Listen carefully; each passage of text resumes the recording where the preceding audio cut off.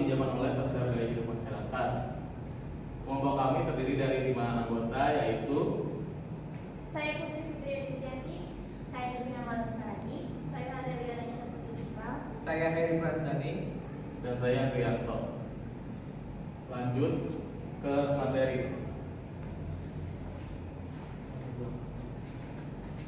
latar belakang.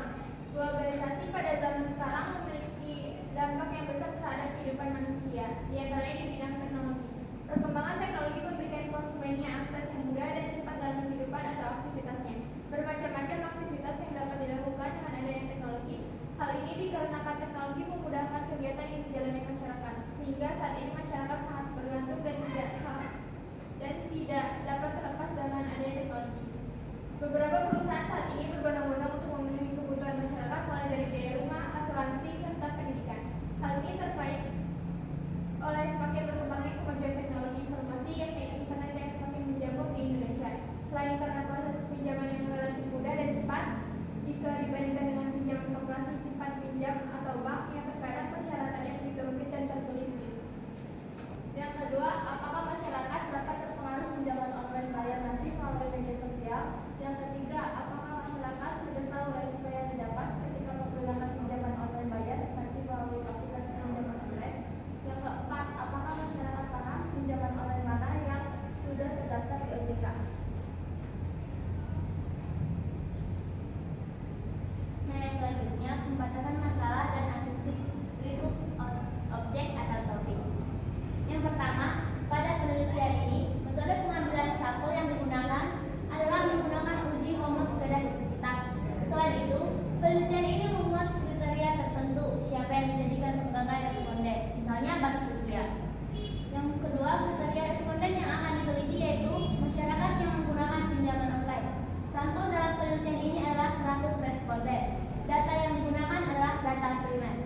Selanjutnya, metode analisis data yang digunakan dalam penelitian ini adalah regresi linear sederhana.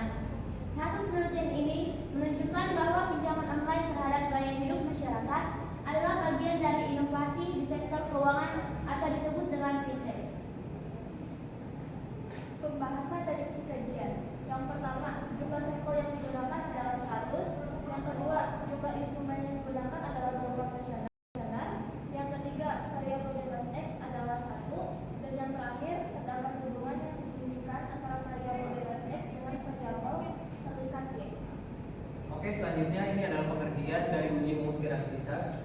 Uji homoskedastisitas adalah prosedur statistik yang digunakan untuk menguji apakah varian antara varian residual dan varian residual dalam model regresi linear atau konstan atau tidaknya.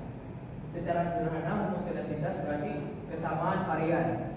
Dalam konteks regresi linear, hal ini berarti bahwa penyebaran residual di sekitar garis regresi atau disebut garis yang menunjukkan hubungan antara variabel independen dan dependen sama untuk semua nilai variabel independen.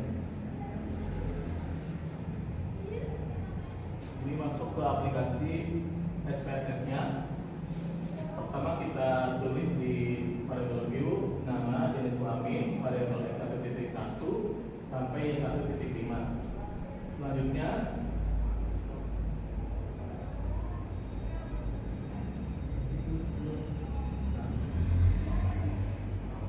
isi data dari nama, JK sampai variabel dari X1 sampai Y1.5.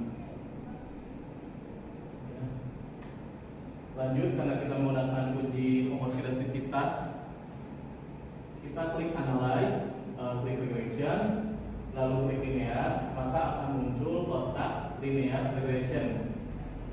Dan dependen kita masukkan jenis kelamin, di independen kita masukkan variabel X1.1 sampai Y1.5, lalu klik save dan klik unstandardize, klik continue, lalu OK, dan didapatkan output seperti di bawah ini. Karena kita menggunakan uji homoskedastisitas dengan uji Glaser, maka nilai residual satunya kita positifkan dulu dengan cara klik transform, lalu klik compute variable, dan kita isi target variabelnya dengan residual positif dan kembali expressionnya dengan rumus absolute regression dalam kurung res garing 1, lalu klik OK. Maka akan didapat di data view hasil residual positifnya, yaitu angkanya positif semua. Lanjut klik analyze regression, lalu linear. Maka dependennya kita ganti dari jenis kelamin, kita ganti dengan residual positif, lalu klik OK. Dan didapatkan hasil output seperti di bawah ini. Karena kita menggunakan uji Glashner, maka hanya satu yang kita interpretasikan, yaitu hanya di koefisien. Nah, ini di koefisien. Jadi uji homoskilastisitas menggunakan uji Glashner didapatkan dari masing-masing variabel Y1. Yang paling rendah adalah Y1.1 senilai 0,018, sedangkan variabel Y1 yang paling rendah adalah Y1.1 senilai 0,014. Sehingga dapat disimpulkan bahwa indikator yang membentuk variabel pengaruh pinjaman online terhadap gaya hidup masyarakat, indikatornya adalah heterogen karena tracingnya kurang dari alfa, yaitu 0,05. Ya, uji hipotesis. Uji hipotesis dalam penelitian ini menggunakan uji T yang digunakan untuk mengetahui pengaruh atau hubungan antara variabel X dan variabel Y, di mana salah satu variabel X dikendalikan. Ujian yang hipotesis dilakukan dengan membandingkan taraf signifikan T penelitian dengan alfa 0,05. Dengan membandingkan antara signifikannya dengan alfa 0,05, sehingga dapat diketahui diterima atau tidaknya suatu hipotesis seperti itu.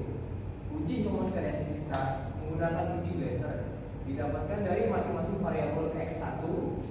Yang paling rendah adalah X1.1 senilai 0,014, sedangkan variabel Y1 yang paling rendah adalah Y1.1 senilai 0,014. Sehingga dapat disimpulkan bahwa indikator yang membentuk variabel pengaruh pinjaman online terhadap gaya hidup masyarakat, indikatornya adalah heterogen karena nilai sigmanya kurang dari 0,05.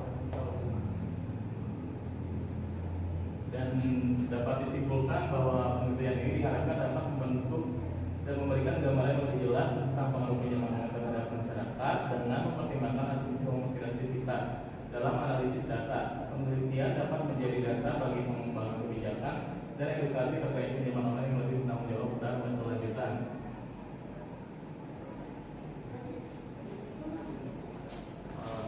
Sekian presentasi dari kelompok 3. Kurang dan lebihnya kami mohon maaf. Wassalamualaikum warahmatullahi wabarakatuh.